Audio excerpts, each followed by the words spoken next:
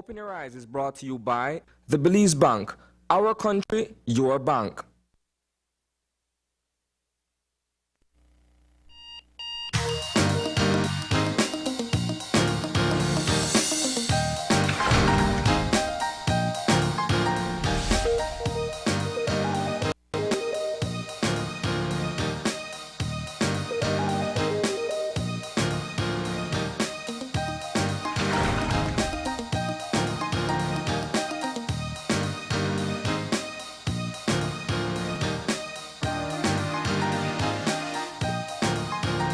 Good morning. Welcome to Open Your Eyes. Start your morning right.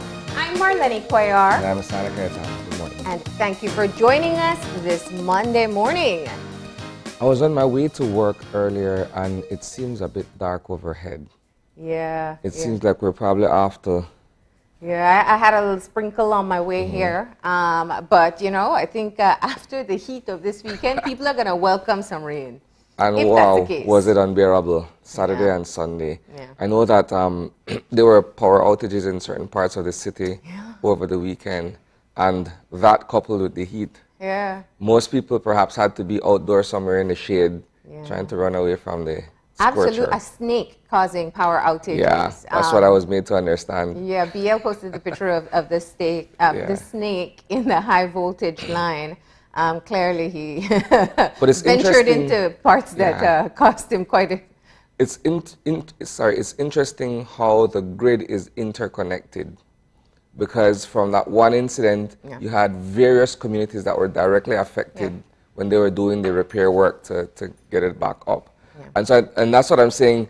Like, I was moving around on Saturday, and a lot of people were sort of complaining about the electricity, you know, tripping.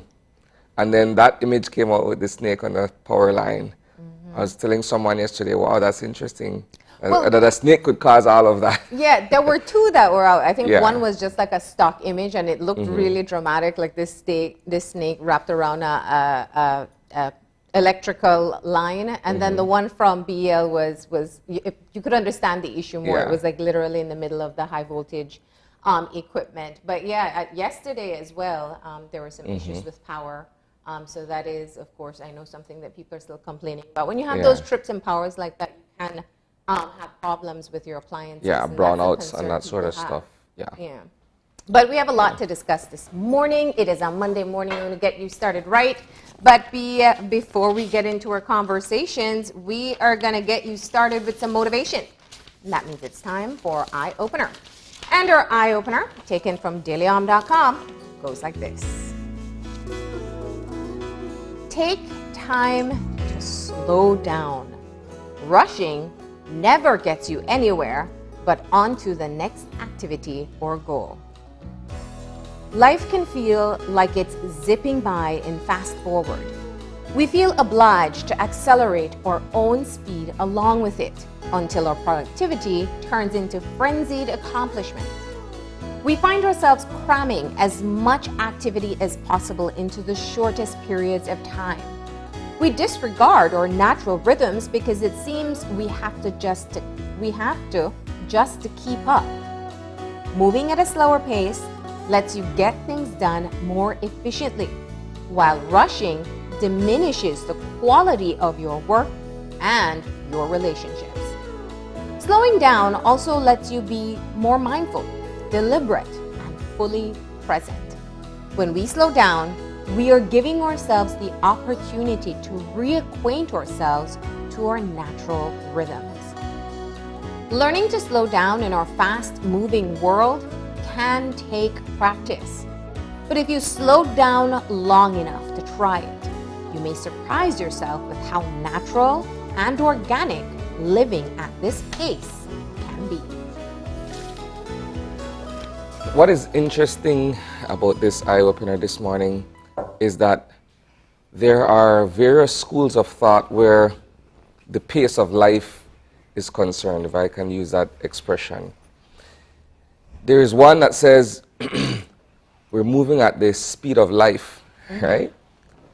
But on the other hand, we're being, you know, asked to kind of slow things down a little bit. And I think each of them has its pros and cons, right? When you're able to slow down, you're able to put things into perspective. You're able to calculate how you're going to move forward because you're at a deliberate pace. But oftentimes things happen so quickly that we just naturally move at that particular pace or speed at which things are happening, right? So for instance, I often see it when there's a tragedy, when there's death in the family, the planning, all of that, you know, you gotta try to rush through it. You don't have time to grieve. Yeah. And sometimes just slowing down to kind of remember the person, and that's just an example. Sometimes just slowing down to kind of remember the person usually happens long after you've had to rush through the process of, you know, putting your loved one, you know. And so that's just one thing. The other example that quickly came to mind as well is childbirth, right? When you have a period of 9 months to sort of, you know, go through the whole phase of the pregnancy and everything, and in that immediate moment when the water breaks and you have to rush that person to the hospital or what have you, you're not thinking, hey, my son or my daughter is about to be born at this point or anytime now. You're just in that moment. Yeah. And sometimes being able to just step back and say, hey, this is the moment that I've been waiting for as a parent or as a father or what have you. We don't often take that time to slow down. And it's just the way things happen. You have to find a balance between being able to meet those goals or those expectations versus being able to take your time and being efficient and being good at what you're doing. Yeah, yeah. I think the funeral example especially is one that, or the loss of a loved one is one that a lot of people can understand and identify with. We hear it all the time, like it doesn't really hit people until after the funeral is over, because you get caught up in just executing the long list of activities, your long to-do list leading up to the funeral itself.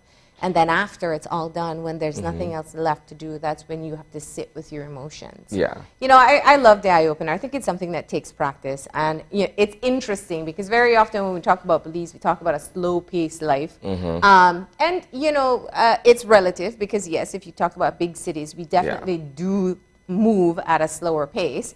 But it can be fast for people in their individual roles as well. You know, I think it's being able to strike that balance between knowing when you have to rush. Like, if something is urgent, it's urgent. You know, you got to rush to get it done. And there are other times where you can take your time to be able to think it through properly. And you're bound to have a better result when you take that time to think it through rather than just jumping in without thinking, without considering all the things at play. Yeah. Yeah. Good one. Yeah. But of course, that's the eye-opener for this morning, learning to slow down when necessary. I don't think slowing down at the start of the week is the best time, though. So that's just my opinion there. And we actually have to keep things moving. We got our weather update, and we have Francisca Wellington on the line. Good morning. Good morning, Marlene and Isani. How are you today? I am doing great. How about you? You sound great, though. Yes, yes, full of energy, ready to start the week. And we're trying to figure out, it looks cloudy. I saw some sprinkles, but the heat is still there. What can we expect today? Okay, we'll see generally fair weather today. Partly cloudy skies, isolated showers or thunderstorms. That will occur mostly inland this afternoon. So we will see a little bit of rain. Okay, all right. And or winds? Okay, our winds right now out of the east, 5 to 10 knots, and producing slight seas. So you won't be getting much breeze today, Marlene. So let me ask about the temperatures then, because we'll feel the full effect. Yes, so a little bit on the high side. 90 along the coast, 95 inland, 84 up in the Maya Mountains. And tonight, 82 along the coast, 75 inland, 68 up in the Maya Mountains. That's where we want to be. Yes, very much so. All right. What about the extended forecast? Anything going to change in the days ahead? Okay, let me start from tonight. We have a tropical wave just east of us, and so tonight we begin to see small changes. First, over the southern districts, we'll be seeing slight increase in shower activity, and then tomorrow, as the tropical wave moves closer and crosses us, we'll see that across the country. Okay. And how long will we be experiencing the effects of the tropical wave? Okay, that will be up to Tuesday night. By Wednesday, we'll be seeing hot and dry weather again. Okay. All right, let's talk about the tropics. It's pretty busy out there. Yes, it is. Okay, currently, we have 3 systems.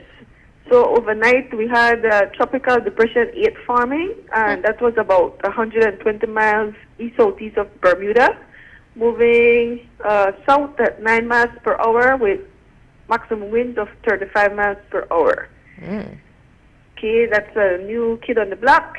Now we have Tropical Storm Fred. It was about 90 miles south-southwest of, forgive my pronunciation, Apalachola, Florida. Okay. And it was moving north at 9 miles per hour with maximum winds of 50 miles per hour. And then we have Tropical Depression Grace, which was about 125 miles southeast of Port-au-Prince, Haiti. And Grace was moving west at 15 miles per hour with maximum winds of 35 miles per hour. There you have it. Busy. Definitely. So anything else that looks like it may be something to watch? Not at this time, but we shouldn't let down our guard. Yeah, this is when it gets very active in our area, right? That's right, August, September. September is our peak. All right. Well, we have these storms out there, and you know we wish the best for those who have to weather these storms. But grateful that at this time we don't have any threat of any storm. That's right. But let us stay alert, like I said. Yeah, yeah. Well, thank you very much for that update. You're welcome, Marlene. You have a great day. Thanks, and same to you. Bye-bye. There you have it. Tropical storm, well now it's Tropical Depression Grace is making landfall over Haiti between today and tomorrow. And I know everyone's been following the news with the earthquake that took place over the weekend. 7.2. And then I was watching the news yesterday, and it's amazing how quickly the death toll in Haiti has mounted. In the immediate aftermath of the earthquake, again it's a 7.2 as measured on the Richter scale, there were 27 persons that were reported dead in the wake of the earthquake. By yesterday evening when I checked, there were 1,200. And it's presumable that those numbers will continue to increase as they go about, you know, doing the search and rescue, and they go through the process of trying to find people who are reported missing. It's a very, very terrible time for Haiti. If you look at everything that has happened since the beginning of the year, with the assassination of the country's president, the political turmoil that's been happening in the country on a whole, and then now this, and then another system. And I know I could only imagine that the effects of the storm will probably slow down the search and rescue and even jeopardize perhaps those that are still trapped in the rubble. When you see the images, it's just heartbreaking. I think they said, you know, it's 1,200 confirmed dead so far, over 5,000 injured. Imagine that with COVID. It's just, it really is a very sad situation. We've seen where countries in the region and regional bodies have been responding, and they're going to send teams out to Haiti to try to help with their recovery efforts. But yeah, definitely, you know, they're in our thoughts. Yeah. We're jumping the gun here with some of the Eye on the News. That's regional news. So we're going to shift gears now and focus on the big news coming out of the weekend and the news in the week ahead.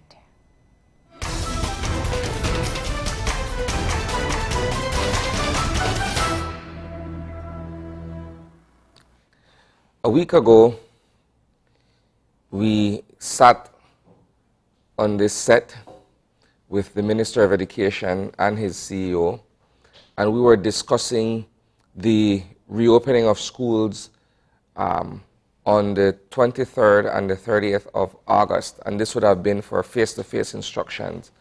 Albeit amid the COVID pandemic, and of course, the contingency, should there be a call for schools to be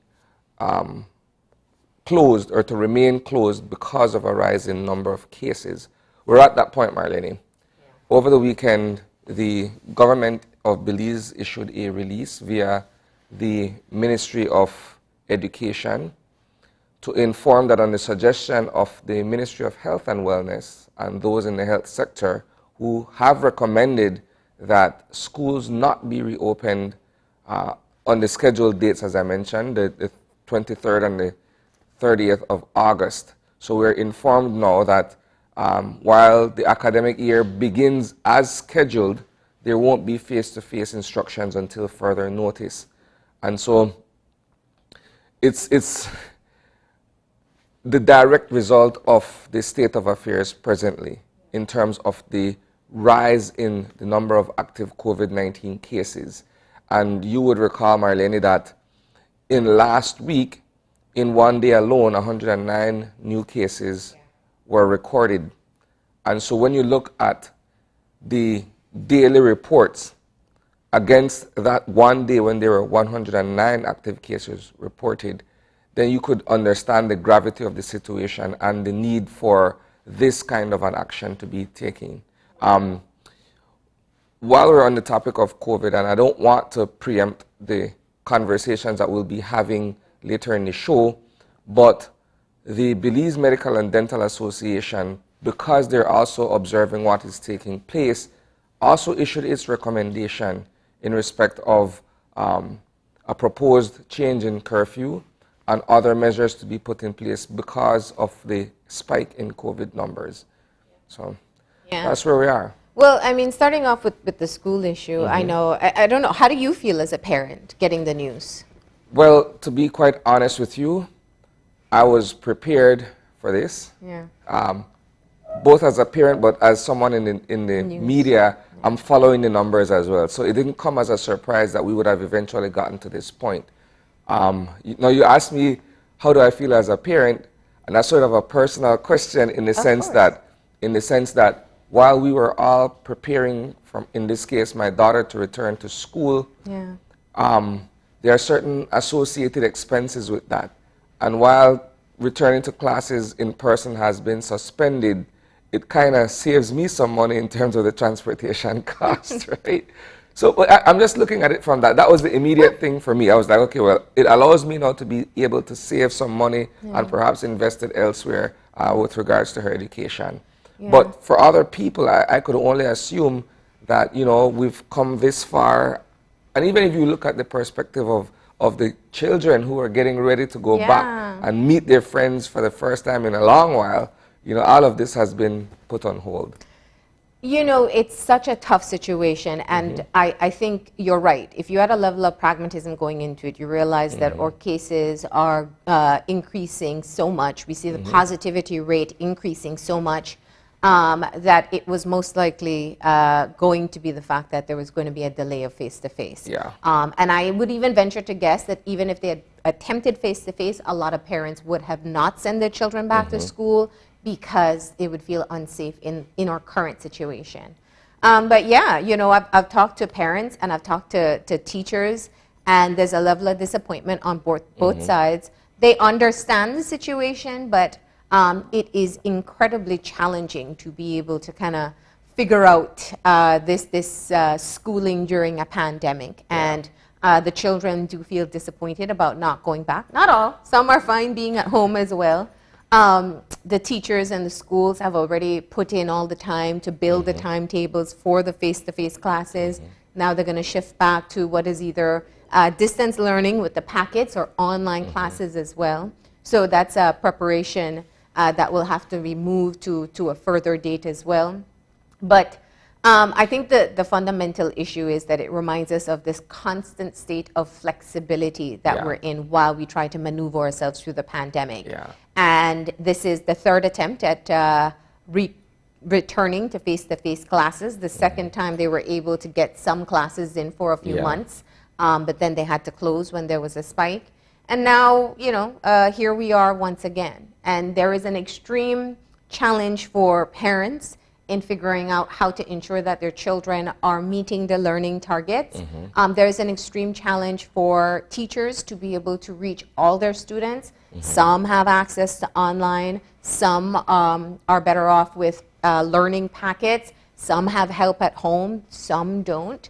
And so I think there literally is no single fix that will make this easier for anyone. Yeah. The silver lining in the cloud, in a manner of speaking, is the fact that the Pfizer vaccine is on the way, and this would be available for a particular age group at this point. We're looking at 12 to 18. They would be eligible to get vaccinated, and this, you would, if you look at it from a certain context, you're looking at children who are perhaps in standard 6. 5 and 6. 5 and 6 to 6th form, thereabout. So you're looking at that range of students. So it's 100,000 Pfizer vaccinations that should be arriving in the country this week. And so we'd already been told by the Ministry of Health that this would most likely be used to vaccinate children. And the Pfizer has been tested and has been administered to children over 12 years. So that's why you say, you know, standard 5, standard 6, and definitely secondary and tertiary level students. Or university level students, I'd say the first 2 years they're under 18, so that's kind of the range that would benefit from this. The good thing about the Pfizer too is that it won't be as prolonged a wait for it to be effective. So the Pfizer vaccine is given 2 weeks apart, and then you have an additional 2 weeks for it to be fully effective before you are considered fully vaccinated. So once the vaccine comes in, and we start vaccinating the children, it's about 6 weeks, maybe 8 weeks, that you would have a population of persons between 12 and 18 who are fully vaccinated, which means that they would be their bodies will be better prepared to handle COVID-19 if they do come in contact with it. So I had a question, and I'm just putting this out there as more of an observation to see what will happen in the days ahead. Because you do have a percentage of Belizeans who are hesitant to get the vaccine, and these are parents, right? So if their position individually is against being vaccinated, then you could imagine how difficult it would be for kids, especially when, as parents, we are the ones to determine, you know, if we're going to allow our children to be vaccinated or what have you.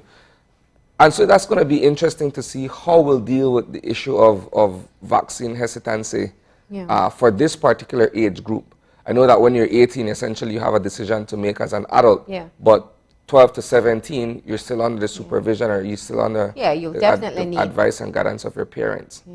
I've been thinking of that too. Just it's yet to be seen how many parents will be eager to get their children vaccinated with the Pfizer vaccine.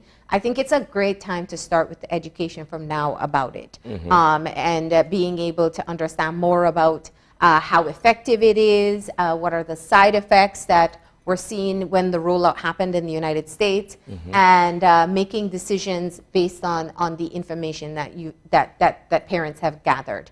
I get a sense, I know a lot of parents who are looking forward to the vaccine. That doesn't mean it's all, and we know, as you said rightly, that there are people within the country right now who are unsure about getting vaccinated, and it's yet to be seen what it's going to mean for the rollout with children.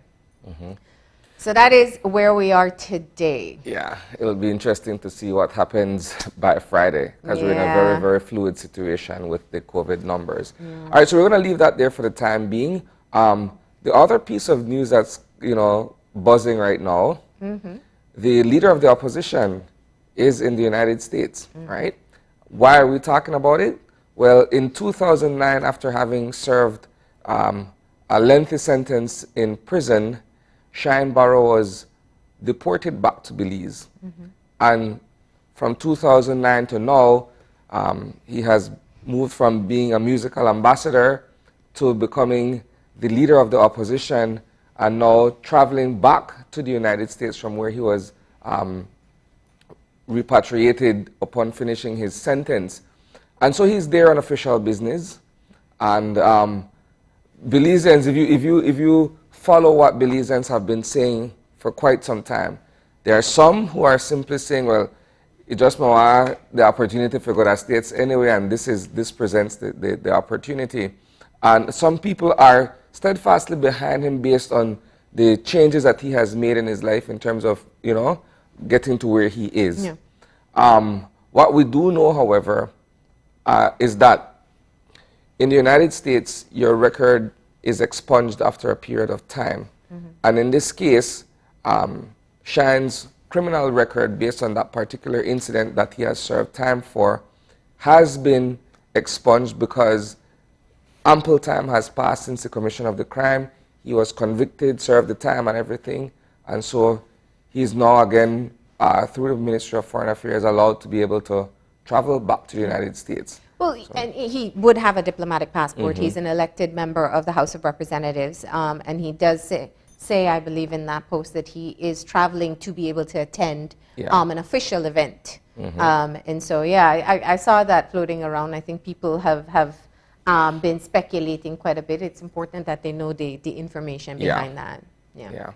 So that's the other one, and I know you have an interesting one you're going to come with. Well, yeah, there's been quite a bit of buzz. So it's a Guatemalan artist who has become very popular in Belize, and not for a positive reason. So for some reason, Kimberly Flora seemed to have appeared on the radar of Belizeans. She has a song posted on YouTube, and it's called Din Din Wala Wala. So it's clearly, and here's the video. So, you know, the video was posted 9 months ago to kind of give you some perspective as to how much attention has been garnered, you know, when she, at least over 10,000 views, the video is acquired in the past 24 hours. Yeah. And the majority of the comments online is about how she is using Lila Vernon's song without giving her credit. Now here's an interesting thing, and I'm not speaking particularly to Lila Vernon being the original composer of the song. I'm simply saying that in the context of Garifuna music and within the diaspora and the broader Garifuna community, some songs have been handed down by oral tradition. To say that as a child, I have been hearing Ding Ding Wala Wala long before Lila Vernon sung Ding Ding Wala Wala, right? And it's the same that goes for several other songs that are popular. And so the question then becomes, who owns the rights to these particular works? When these are songs, as I mentioned, that are passed on through oral tradition. My grandmother used to sing certain songs to me when I was a child.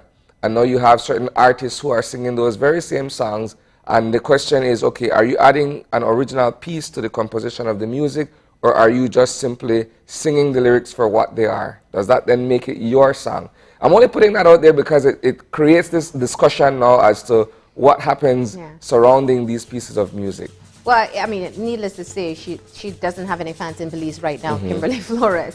And she uses the lyrics itself, Din Din Wala Wala, and then she uses her original lyrics after that.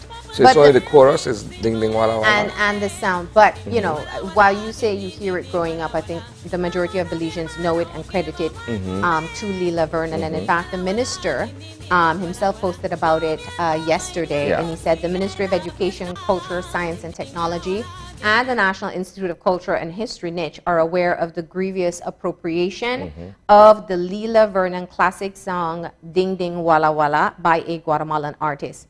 NICH will take immediate action to register a formal complaint with the relevant authorities, both in Guatemala and or regional cultural organization, CECC and SICA.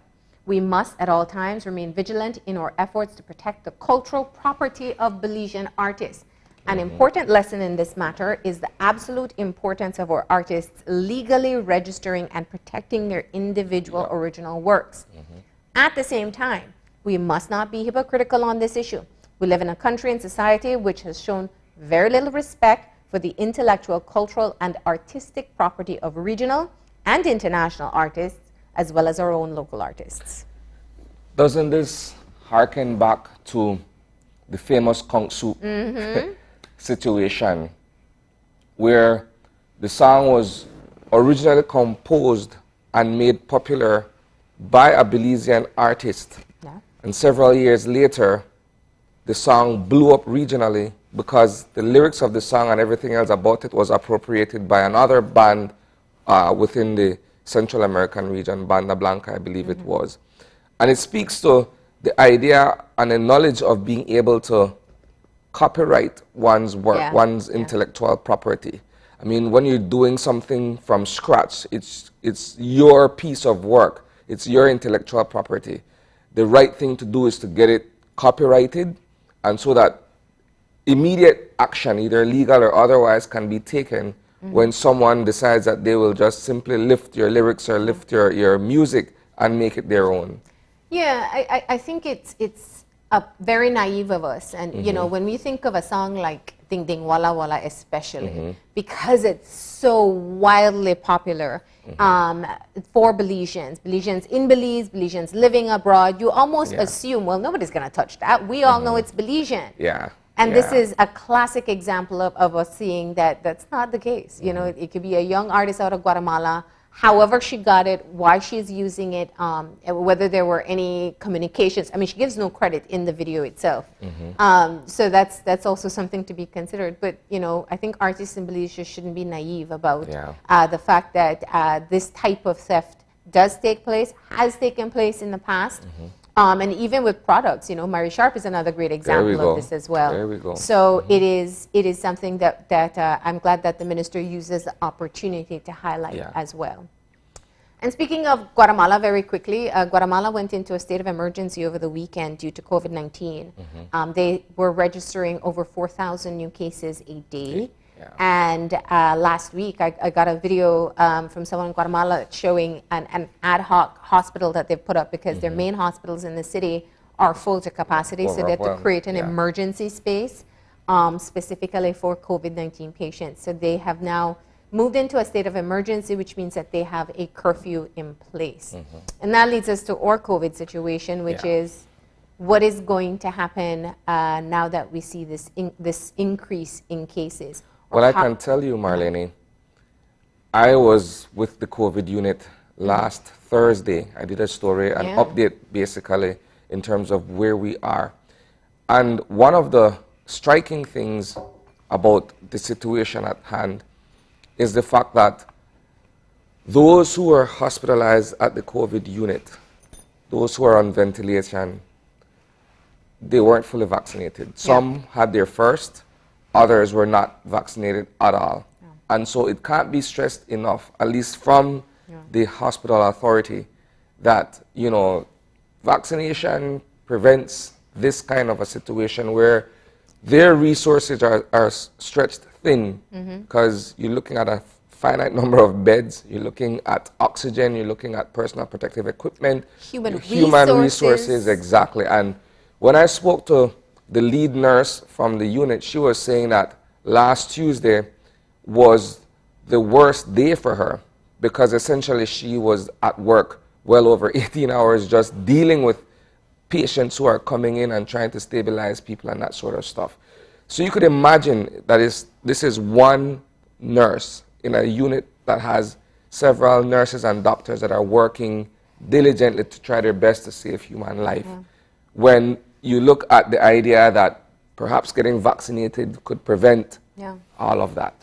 And we also have to acknowledge certain things that we do know about the Delta variant, which is that it is affecting a different population. We're seeing younger people being hospitalized. Yes, indeed. There are 30-year-olds who are in the intensive care unit. There are 20-year-olds being hospitalized.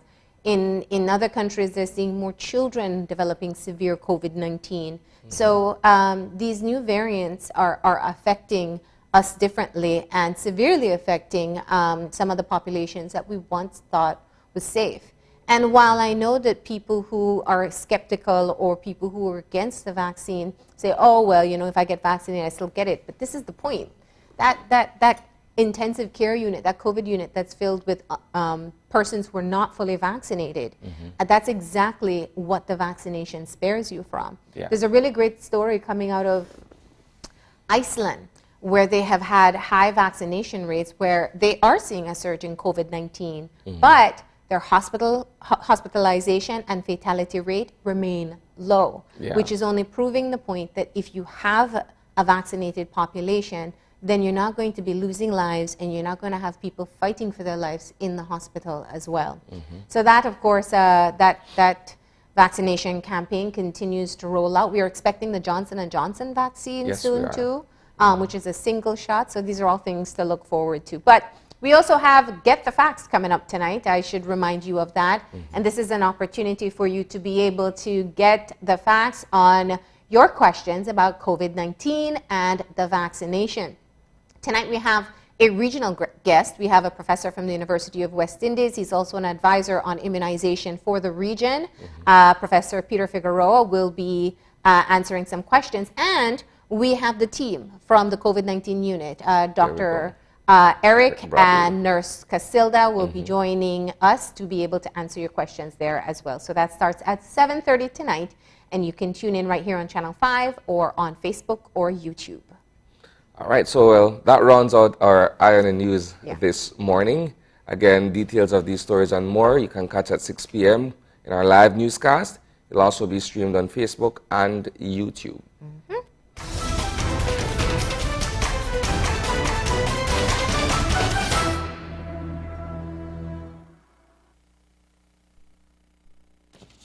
All right, and now it's time for us to get moving into our show. And as we mentioned earlier, the Belize Medical and Dental Association last week issued a press release talking about the need for increased measures against COVID-19 in the country. That included things like an earlier curfew and a number of other activities. So we're going to be joined by representatives of the BMDA to be able to find out from them what they're seeing in the hospital systems, why they have this level of concern, and more about their position in our first conversation.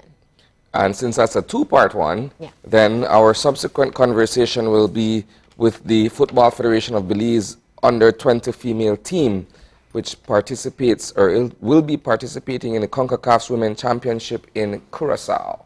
So that's going to be our final conversation of the morning. With that, we're going to go ahead and take a break, and when we come back, we'll be joined by the BMDA, so please stay tuned.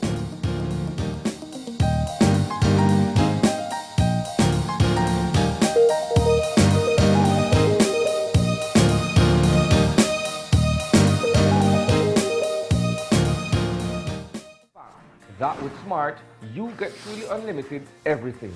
Only with Smart, you get unlimited data anytime, while with the other guy, it's only double data on weekends. With unlimited data every day with Smart, there's no need to wait. So, it's a fact that our unlimited plans beat the competition.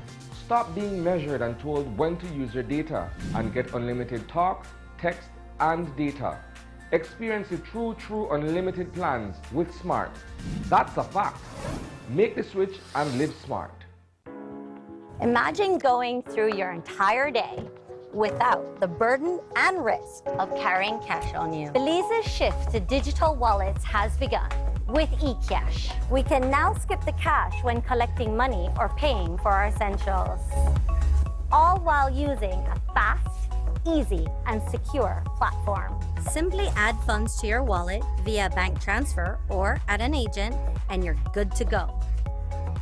You will be able to make quick, easy payments simply by scanning QR codes. And best of all, it all happens just like that. Payments are as easy as clicking a link online or scanning a QR code. Download the eCash app from the Google Play and Apple App Store today and take your first step into a cashless lifestyle. The future is here with eCash. For more information, visit www.e-cash.com or contact us via WhatsApp at 613-0257 to find out more. Introducing Edam A cheese, the A+ Dutch cheese to hit the Belizean market. As the name says, it is of A-class quality. the best Dutch cheese in Belize. Edam A cheese is creamier, less salty, and simply more delicious. Don't be left out. Get your A cheese at a supermarket near you. A cheese, exclusively distributed by Unitex Company Limited. Call us at 610-3626 or 610-8910. Follow us on Facebook at Unitex Belize. Here are 3 reasons why people choose Dunis as their #1 store. Reason 1, for loans of up to $1,000 in cash for unexpected emergencies. The process is quick and easy. Reason 2, for a wide variety of household items such as smart TVs, washers and dryers, stoves, refrigerators, freezers, cookware, back-to-school supplies, and much more. Check out our comfortable sofa sets in various sizes and styles. And reason 3, we are agents for Western Union, where you can send or receive money in minutes or pay all your utility bills and avoid waiting in long lines. And don't forget, Dunis provides layaway plans and credit on all household items. So make the right choice and shop for the best quality products at competitive prices with friendly customer service. Dunis, located at number 57 Albert Street, Belize City, and in Corozal at number 8 Park Street South. Give us a call at 280-5209, 650-6580, or 422-3342. Dunis! This Monday on Get the Facts, they've spent the last year and a half treating patients at the KHMH COVID unit. Now, Dr. Eric Bradley and Nurse Casilda Bowman tackle your questions about the risk for contracting COVID in vaccinated people and shed light on what they're now seeing in patients with the recent spread of the Delta variant. The show starts at 7:30 p.m. on Monday, August 16th. Catch it live on Channel 5 or streaming on Facebook and YouTube. Send your questions to 672-5555 or via Facebook using hashtag #GetTheFacts.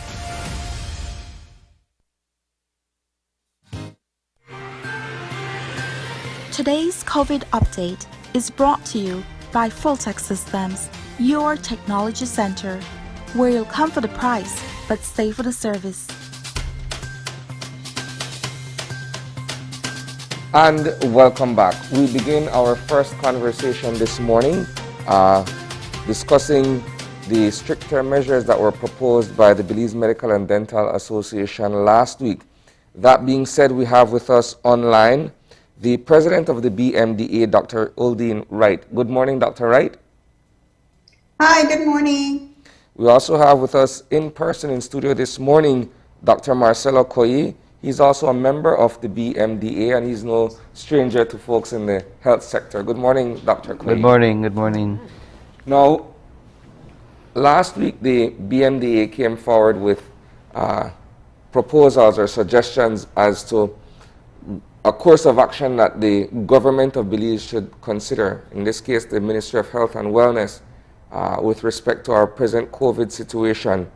I want to begin, Dr. Wright, with you going over what these proposals are and why you guys as an association have found it necessary to come forward with these recommendations to GOB. Okay, good morning again. Last week we had some of our members who voiced their concern about the Delta variant now identified in Belize. And we came up as an association with a list of 9 recommendations that were placed forward and sent out to the public and also to the Ministry of Health. Our first one was to extend the curfew to 7 p.m. until 5 a.m. This would limit the socializing that is happening. We cannot do a full lockdown because we are cognizant of the repercussions of that, both economical and social repercussions of having a total lockdown. So we decided if we could just allow people to continue doing their work, although it would not be essential work, but they can still make a living. But after you're done with that, you go home. You don't have the extra 2 hours that was given between 5 to 9 in the evening for socializing, where the Delta variant would be more likely to be spread. We recommended that there would be no more no more indoor dining, that we close all bars and casino, that there be strict supervision of the public transportation to ensure safety measures are implemented, to encourage employers to allow employees to work from home when possible, that we do increasing testing at job sites, that we delay face-to-face learning for 12 to 17-year-olds until we get the Pfizer vaccine that is supposed to come in this month. No face-to-face learning for preschool until this third wave has passed, and that we insist that all frontline workers be vaccinated or get tested. Now, all these recommendations came out because we're noticing an increase in the numbers of positive cases, and having that the Delta variant was identified in Belize last week. We all know that the Delta variant is 2 times more contagious than the previous variants of COVID-19. Some data, while some studies show or they have reported that it's not more deadly, it doesn't cause more severe illnesses as the previous variants.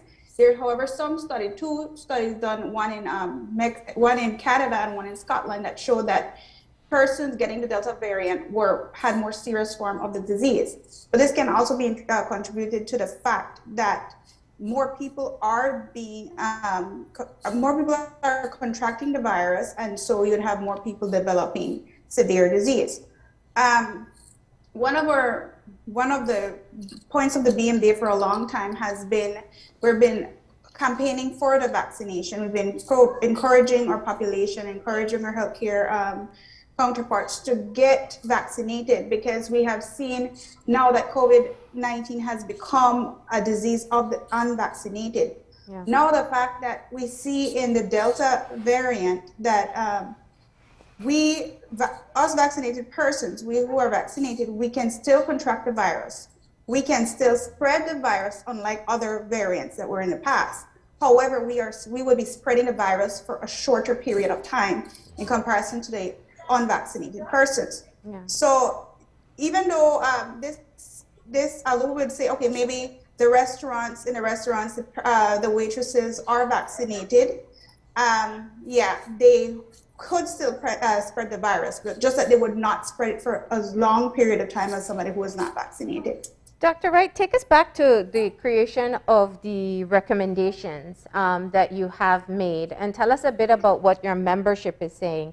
Naturally, there has been some opposition to what has been proposed, that there's, people look at it and say, well, you're not taking into account the financial implications that these types of rigid measures can cause. Yes, I'm aware of that, and we are aware of that. And this is why we did not push for a total lockdown. Well, I agree that bars and entertainment centers would be affected by this, and these places have employees. But are you willing to sacrifice your money right now for a life? We've seen, because the Delta virus, as I said, is more contagious, more people would be getting it, and hence more people would likely to die if they're unvaccinated. And having our population now having resistance or hesitance to the vaccine, this put us at risk as a country, and our healthcare sector would not be able to take on this load if it should have an outbreak as it did in India. Are the doctors talking about an overload of cases within their clinics or hospitals? Yes, there is. In KHMH last week was full. I work at Southern Regional, and we've been having transferred to the KHMH. What has saved us this time in this wave is that we have more high nasal flow cannulas. Back in the first wave and second wave, we were using mainly ventilators that were a limited amount, and so we are putting patients on the ventilator only when they cannot survive on the high nasal flow cannula. We've been learning through this pandemic, and so our treatment has evolved, and we are able to take on more. So you're not seeing people dying in the driveway right now, because we have come up. Healthcare professionals all over the world had created protocols and and guidelines that we're following right now to treat these patients. And so it is, we're having high numbers of cases hospitalized, but we're not having them as severely treated as we were in the past with ventilators. You're at Southern Regional. We do still have on, yes. Go ahead, go ahead. You're at Southern Regional. That was, in fact, the first area where we started to see an increase in cases when there was the lockdown of Midway and Barranco and Conejo. Tell us a bit about whether or not you have seen a change or you see an increase. Well, right now we're seeing definitely an increase of positive testing patients in the region. That area is more in Toledo, but we do have here in Dan Creek and surrounding villages that we're seeing increasing cases. We do have some hospitalized, and I believe over the weekend we had one of our patients died in KHMH. Let's turn to Dr. Koyi and get your take on what's been happening in terms of the rise in numbers and why the proposals being put forward are so important. You're someone senior in the medical profession. Let's get your point of view. Well, you have to look at the data. Where we were a month, 2 months ago with a positivity rate of less than 1%. We are about 7.2 now. Yeah. So obviously, we cannot continue to do what we are doing. That would be foolhardy. You have to look at that data and say, we don't want it to be 10 and 15. We don't want to be the healthcare system to be overwhelmed. So rather than wait for that, the association got together and say, this is a danger point. Usually we use 5%. When we pass that, we know we are getting into trouble. And so that is why the association said we need to act. We need to make recommendations. And it is out of, well, some of it is personal because the healthcare workers are frontline workers. They're exposed. I think we have a 98% vaccination rate, But as doctor said, amongst healthcare workers? Yes. Okay. But as doctor said, it means that is personal protection, but you still can carry on in the infective process. Then it's also out of concern of the healthcare system as a whole. There's a limit to what the healthcare system in Belize can cope with. And I think at the moment, from my last estimation, there was about 100 beds that have been dedicated to COVID countrywide. And I think there's a limited amount of ventilators. You hear varying figures, and 15, 18. So once we reach that limit, basically, we're in trouble. Yeah. You're going to be just like in India and Guatemala, to be closer, where people are dying in the streets. They're in the corridors with oxygen, and they're rushing the hospital system. We do not want that to happen. So that's the reason why the association has said, let's do something. Let me just focus in on something you said there, because it's such a big development that we haven't discussed. Having a positivity rate of 7% is very high. And in fact, I think we only saw this in the peak of the last wave in January. 2020 or early this year. So it allows us to understand. But for everybody who doesn't, what does positivity rate mean? Well, what we're using here is that we take the amount of tests that we do. Let's say we do 1,000 tests per day. And we take of those that are positive. It's basically a simple arithmetic. You divide one by the other and multiply it by 100. And that's how you get. So obviously, if you take 100 tests and 10 are positive, you have a 10% positive rate. And that's important because it shows you just how quickly the virus is spreading as well. Definitely. And we at one point had our positivity rate, I think, down to 1%. That is correct. Yeah. That is why it's cause for alarm. And they say we cannot be doing the same thing and expect different results. Yeah, so moving from a 1%, under 1% to now 7%, you're saying that justifies part of the rigid measures that BMDA is proposing. Definitely. Myself, when I assess a situation to go into a place, I normally look and see, are the people, do they have a mask on? 2, are there some amount of spacing? The minimum 3 feet, we hope more, 6 feet. How long you're going to stay in the place? And what is the quality of the air? And obviously in bars, as Doctora said, that They don't have their mask. They have to eat and drink. They are close to each other. You see them, they everybody hug to each other. They spend more than 15, 20 minutes, together. And if it's an enclosed space, that air is recirculated with the virus. Yeah. There are 4 factors that are against you, and ideally we should try as much as possible to protect ourselves. And so certain establishments and certain businesses leads to an increased infective rate. Well, technically, bars aren't open. Casinos are. That's one that you're saying that should be closed. And you're also going as far as saying no more indoor dining. And that is exactly for the reason that you said. It's an enclosed space. You see, it's hard to police, I passed through some restaurants that are AC'd, right? You know it. And they open a little 2x4 window. And they say, well, that's not circulation happening there. That's just fooling the public. And that is increasing to those infective rate that Dr. is speaking about. So you have to use your common sense. And everybody has to look at these 4 factors to decide, am I going in there or not? But with the alcohol and what have you, those things, rationality and thinking go away, and you see it. But isn't it a challenge trying to balance the need for economic activity on one hand versus the public health and the safety precautions that should be adhered to? Yeah, sure. It's always a balance between the health and economics. And as our association said, the majority, I don't know what percentage, I would say 80-90% of people are employed between 8 and 5. A few have to work beyond that time, and usually it are the what you call frontline workers anyway. That is why the association is saying you finish work at 5, give you time to go home, so that by 7 there is not this thing that the police have to go and check, is it 50% full, are they drinking without masks? Basically, it's easier to patrol that is closed rather than to figure out if they are doing the correct thing according to the regulation.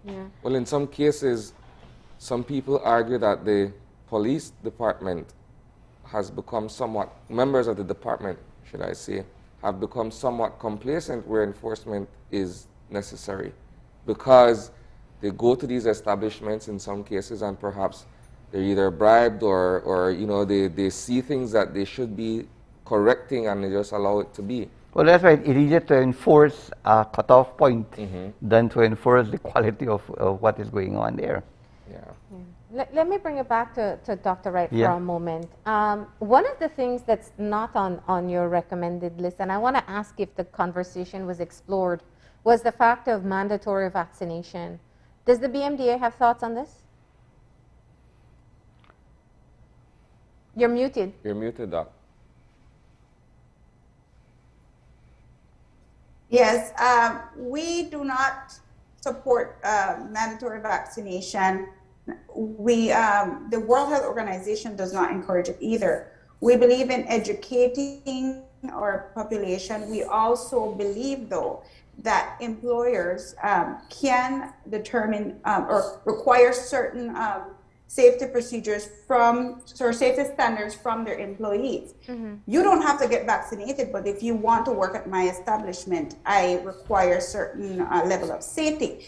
And I think what the government can do for this is rate businesses as they do in restaurants in the States, A, B, or C. And this would be based on their safety protocols. For example, just giving out, we'd have like a C, 100% of their employees are not vaccinated.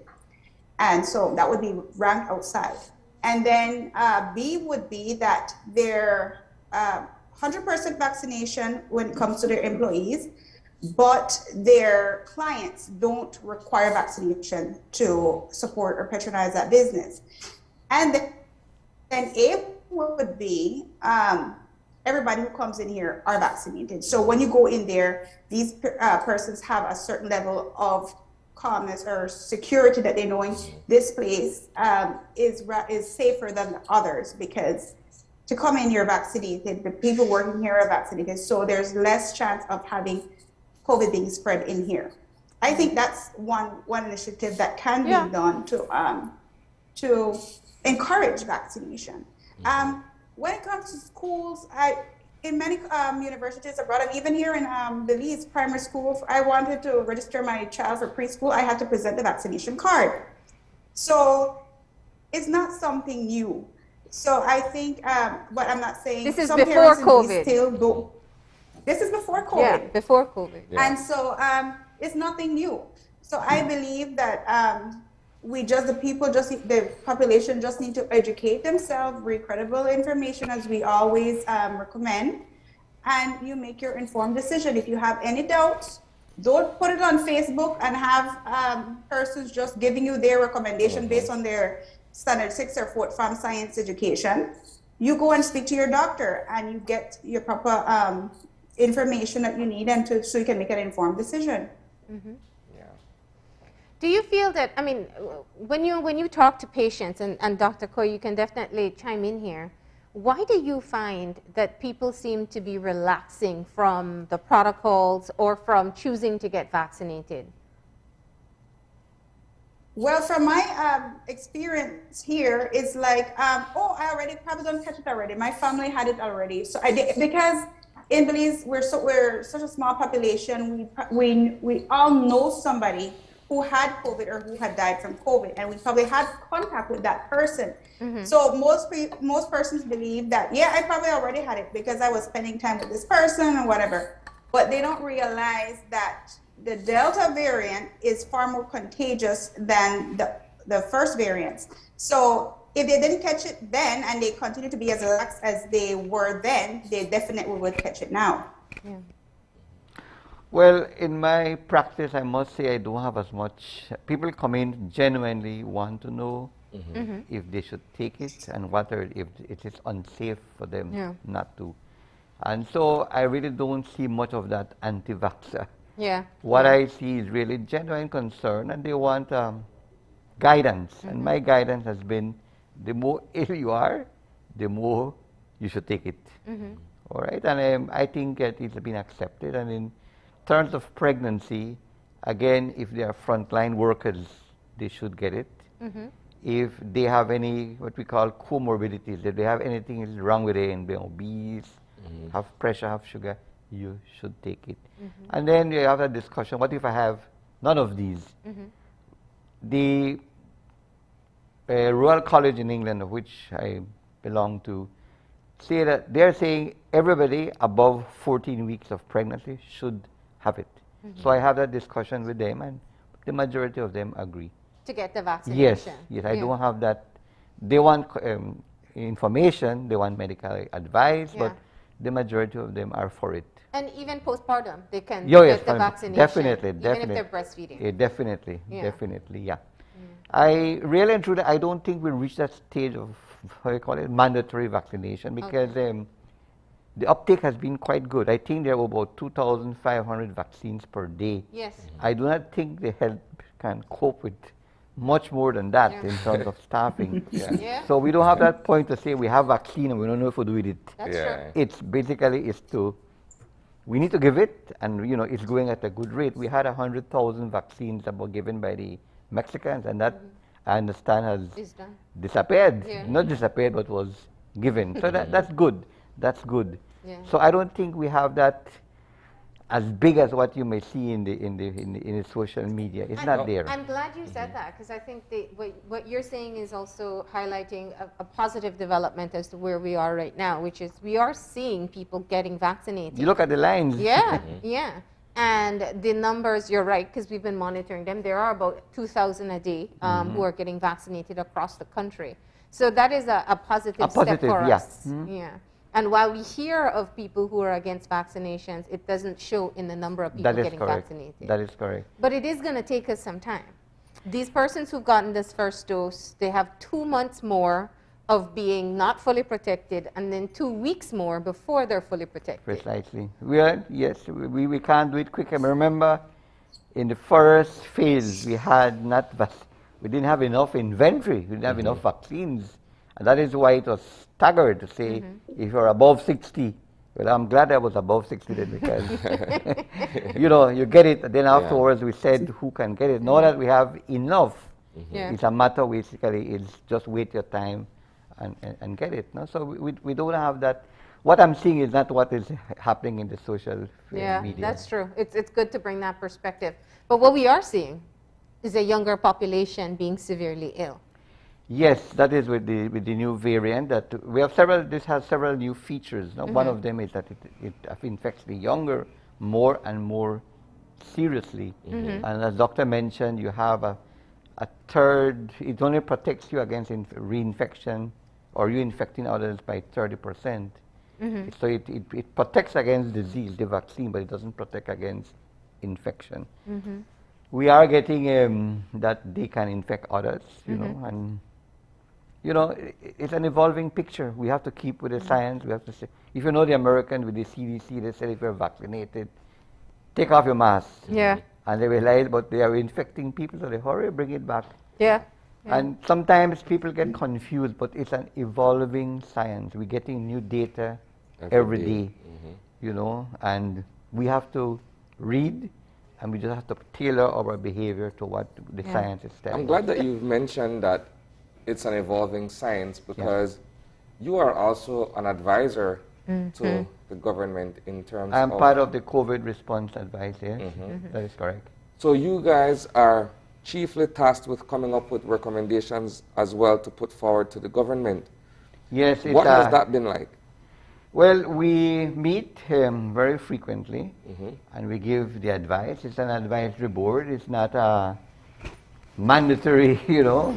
You don't give instructions. You don't give instructions. And I would say at any point in time, 80% of the recommendations are accepted. Sometimes they are staggered, and you know, and then eventually they accept more.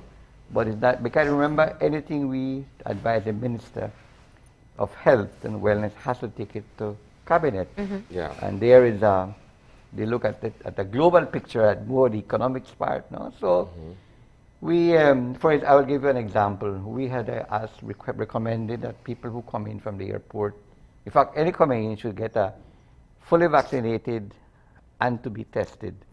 And it was just implemented about a week, the 9th of August. Oh, you had suggested that a long time ago? Long before, but it has implications because less people will come because they have, you know. They have to test. They have to catch it. And what you do with the cruise ships, it's thousands coming in at one time, you know. So, so they have said, well, I think they did last time they did a random testing every 10 person. Okay. So you see, you know, yes, we are doing the advice, but it's, I'm happy to say that, you know, more than 80%, 90% is accepted. I think what you're doing is, for me, reiterating the fact that it is indeed a tightrope, excuse me, a tightrope act, trying to balance the economic reality and the need for us to rebound versus, you know, dealing with this issue. Yeah, well, you know, and I say our association has been looking at it from the health point of view primarily. You know, and there's a reason for that. We are healthcare workers. We are not political people, you know. Or we give economists. You data, and we give you what we think is best for the situation. You know, Dr. Wright, I think if there's a recommendation that was in your letter last week that was followed through, it was the decision to not proceed with face-to-face classes. And this has been mixed reactions. I think there are parents who were never going to send their children back for face-to-face at this time. Very happy. Yeah, and there are others who are saying, listen, you don't have the challenge I have in trying to find something to do with my child during school hours. Tell us about a bit behind the decision in making that proposal. Well, the main reason we did that is because of the new surge. We're seeing children contracting the virus more than they did with the last variant. So our children would be more at risk. A lot of our children are asthmatic. So I was reading something over the weekend by this one famous organization in Belize who suggested that it would only be 2,100 and something children dying. That is way more than we would want to die from COVID. So we are doing it for the protection of our children, because while the teachers can get the vaccines, these children don't have vaccines available for them yet. So we would not want to put them at risk, and the parents, the healthcare workers, and the society would have to deal with the losses of our children. And what are we seeing with effects of Delta on children? Well, as I'm not a pediatrician, but I know. certainly you are seeing an increased infection and, Yeah. and the seriousness is there. You know, one of the game changers has been the donation of the Pfizer vaccine, which is, I think is coming this week. Yeah. And my understanding, I don't know the full amount, you know, because It's supposed to be 100,000, but about 100,000. I did some calculations, some data from the statistical people, and they're saying we have 58,000 young persons between 12 and 17. Okay. So if that matches to the 100 and it means we have enough vaccines for the 12 to 17. Yeah. Yeah. It means it's a game changer for us because it's a matter of if we can give 2,000 vaccines per day, let's say for the children, you know, we can within a month vaccinate all these young people between 12 and 17 and get them ready for school in a month's time. Yeah. Okay, And but I it think goes that was back one of to- the recommendations that the association. And that's a fair point, and that it makes perfect sense, but it goes back to a question or a curiosity that I raised earlier prior to this conversation. Marlene and I were talking and we were saying, well, if there's a percentage of the population that is hesitant, and this is an adult population we're talking about, that's reluctant to get their jab, these are parents. So it would stand to reason then that perhaps they would be against having their kids vaccinated as Yes, well. but as I told you, the data is not showing that. Yeah. The data is showing people to line up. Yeah. So what a nice they make that Yeah. small change, you know. Gotcha. And I think that when we get, and I hope we get double the 58,000 as a gift, Yeah. that we can say we give it exclusively to the children. Children, yeah. That we gonna have the children vaccinated and get them ready for a month. Yeah. You know. And would at least allow our secondary and tertiary level institutions to return back to face-to-face. Right, but you see, once we hit, remember this whole concept of herd immunity. Yeah. That if you have the adults and up from 12 onwards, we're going to hit that 70-80%. So then we're going to be protecting those little below 12 children that they're Yeah. safe, you know. But to get them safe, we are the barrier that we have to protect them. And I think if we do that, we're going to be in a good position to move on to open schools. So let's take a look at what's happening in society right now. Dr. Wright, you know, the issue of the increase, is it all because of the Delta variant, or do you think it's behavior driven as well? Well, we're not sure because we do not have, we've identified the Delta variant in Belize, but we don't know what percentage of these infected cases are because of the Delta variant. We, however, know from epidemiological studies all over the world that once the Delta variant is introduced into the population, it becomes the dominant variant because of how transmissible it is. So it can, I believe, it can be a mixture of both.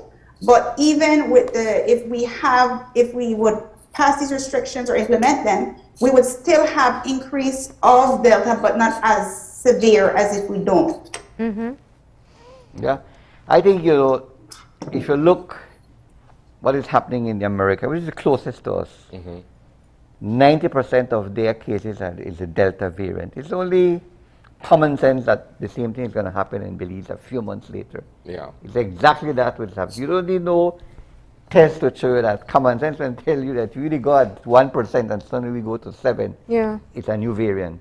Yeah. And because what there's a concept called RO, the infectivity rate. Yeah. Of the classical one, the Wuhan one is about 2.5. This one is about 8. So it means that it's a new variant. It's So for every one infected person, they you get infect about 8 people. Right. So obviously we're going to get more people. Yeah. It's just common sense, no? Yeah. So we are dealing with the Delta variant in Belize, and we have to do whatever we need to do.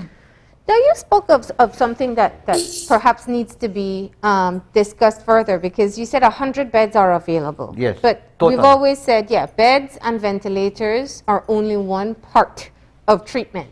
human resources is really where we're most deficient. Precisely why the association is doing these things, because there is a limit to the healthcare providers and the doctors, the nurses, the attendants, and everybody else. There's a limit, and what is also happening is that the more COVID hospitalizations you have, it means that other people that are sick and not being attended to, the hypertensive, the diabetics, the heart attacks, the so we get more morbidity from other illnesses. Yes. Dr. Wright, what's the number of capacity for hospitalization there at Southern Regional? For COVID? For COVID, yes. Thank you. In the COVID unit? Yes. It's about 8 beds we have. Yeah. 8 beds, and you have enough staff to be able to man 8 persons hospitalized? There's a difference, right? Well, we have a lot of problems happening in our public sector that will be addressed in the near future. I'm sure it's going to break the news, but yet we do not have the staffing for that. And back before, we would have staff willing to work more because they're being compensated for their time work over the 40 hours. But we're not seeing that right now, and so we're having a lot of problems in the public sector. Before we had the cut, and now with the cut, it's even worse. Because people have to double up their shifts to be able to meet the demand if you have hospitalization. Before COVID, we were doubling up shifts to meet demands. Even before COVID, we were always working. The public hospitals run on overtime because we don't have enough staff to cover the unit.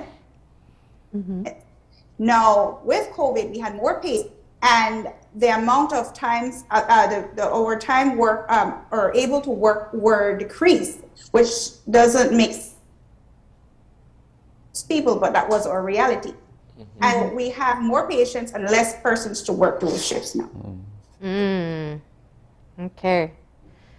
That definitely changes the perspective, and that's why I was asking. We say beds and ventilators, but I know that, and you've seen it in the ICU unit, there's a dedicated number of persons who must be supervising treatment and care.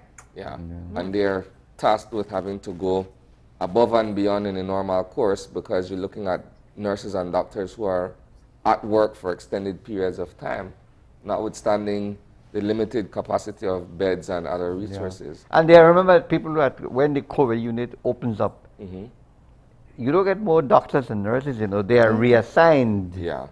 And it means there's a deficiency somewhere else. Yeah. So when you put this, go ahead. Go ahead. Just another thing with the vaccines. I was reading over the weekend that Pfizer and biotech had now enrolled 4,600 children under the age of 12, between 3 and 12, for the COVID-19 vaccine. So they're in their first phase, and the results of those should be in by September. So once it is approved, we need our Belizean public population to know that our children will not be the lab rats.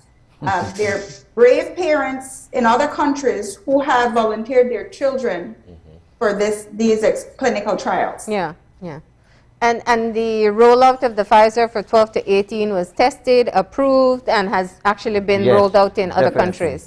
Yes. What about the booster shot, Doc? Yeah, the booster shot, I think the concept now is that for countries like Belize, where vaccines are in demand, basically we have to look at our population for their first dose and for their second dose. So like booster, not even... That's not on our radar. Into our radar. Maybe the Americans, because they have so much. In Belize, we figure out for 1 and 2 shots, right? But that's from a practical point of view. From a theoretical point of view, there are certain people who I think that you can think about who may need that third shot. People who their immune system does not work properly.